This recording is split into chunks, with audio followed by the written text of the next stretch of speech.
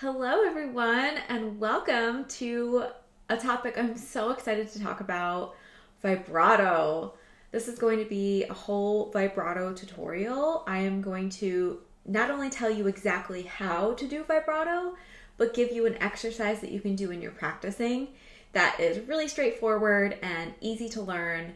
And by the end of this, I think if you're feeling confused about vibrato now, by the end of this, you will be feeling a lot less confused.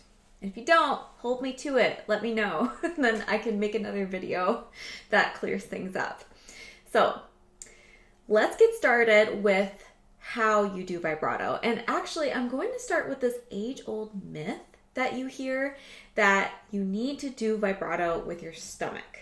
So the way that people talk about it, and this was a way to do vibrato that came about in the 1900s when the French flute movement was big. People were basically using pressure changes to do vibrato. So fast, slow, fast, slow, fast, slow. And to do that, you use your stomach muscles and you kind of just and push the air out like that. So that is not how I'm going to be teaching vibrato today. And I will explain why later in the video. But I have another way of doing vibrato that doesn't interfere with the sound as much, gives you a clearer tone quality, requires less energy, and honestly, it just sounds a lot better. So grab your flute, grab a pencil and a metronome if you have one, and let's get going on the vibrato exercise.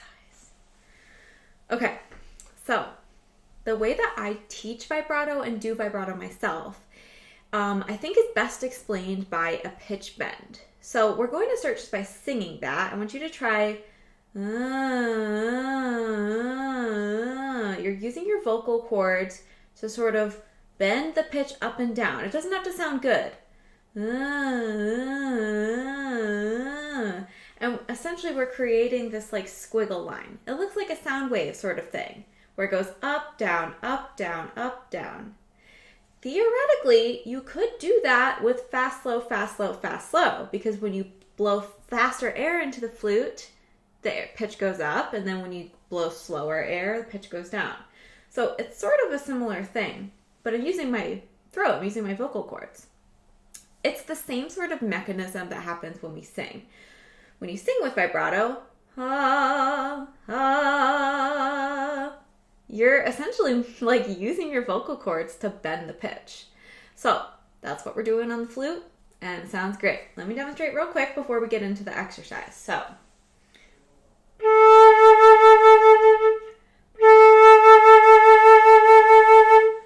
nice and full, and you don't hear the pitch changing very much. Let me play a little bit more.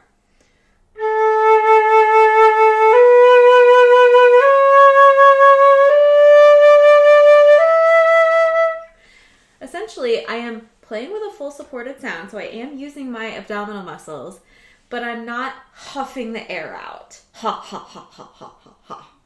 I'm not laughing when I'm doing vibrato. So the first part of the exercise is literally just to try that pitch bend. And once you feel like you can do that, even if it sounds terrible, we're going to try it on the flute. So for right now, we're not going to turn the metronome on yet.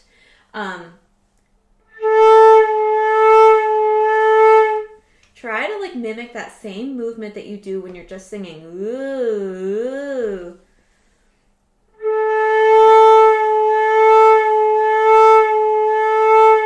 Think high. So go ahead and just give that a try. If you want to pause the video while you do it, go ahead.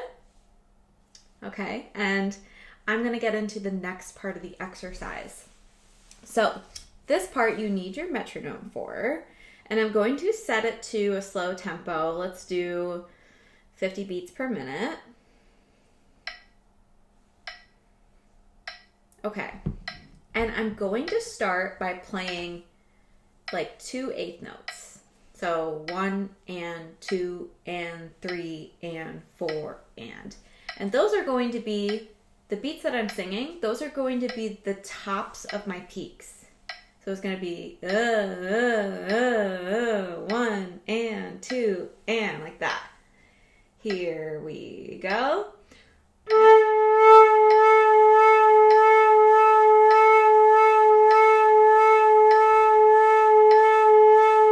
Like that.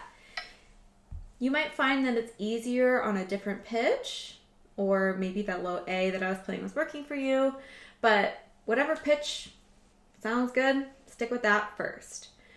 And then for the rest of the exercise, you're going to just increase the speed. So I'll set my metronome back to 50. Let me turn the volume up on it. Now I'm going to do triplets because I just did groups of 2, groups of 3 now. So triplet, triplet, triplet, triplet.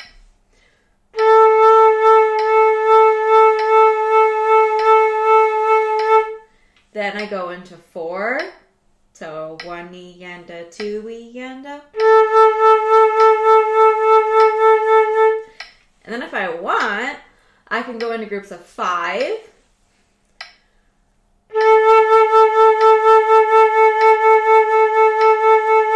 Groups of 6.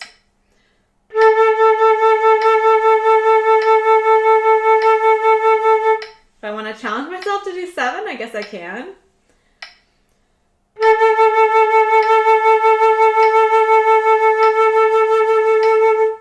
There we go. And that's kind of max speed. So that's the exercise. And now that we went over that, I know that was a lot of information. I want to talk a little bit more about how you should use vibrato. So you might actually, I'm going to play that last group of 7 vibrato again, and I want you to listen to it and tell me, does it sound good? Would you actually use vibrato like this in a piece? Do you like it? Do you not like it? Let me know. So this is the group of 7 I was playing.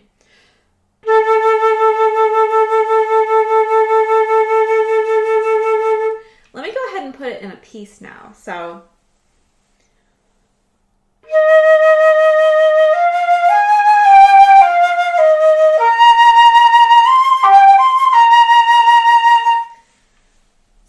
that is me doing really fast vibrato the whole time I play. To me, I don't love it because I feel like it's too much vibrato. And this is where my exercise comes in handy. So in any given melody, you can change the speed of your vibrato to suit the needs of the piece. So I thought it would be helpful actually if I played a couple different examples of when you would use fast vibrato versus slow vibrato versus like changing it up. So here's a piece that would sound good with fast vibrato.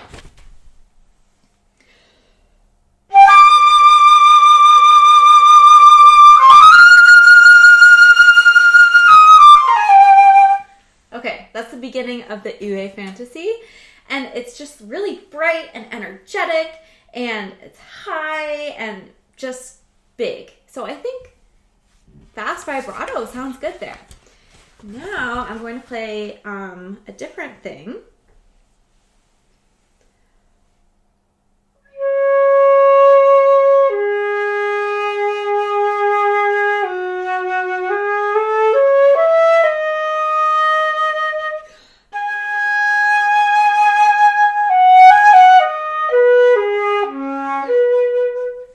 Okay, so something like that where it's more mellow, it's lower, it's quiet.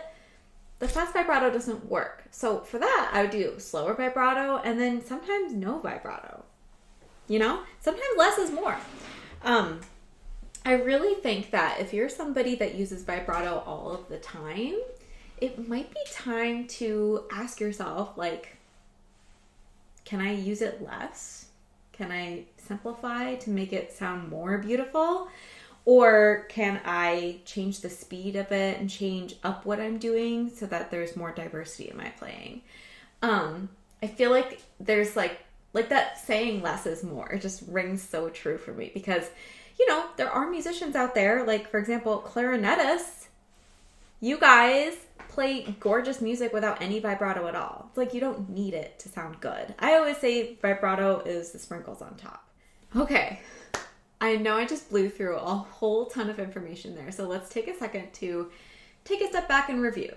First off, the way that you do vibrato is by using your vocal cords to pitch bend. And this is mimicking the pressure change aspect of vibrato without sacrificing intonation.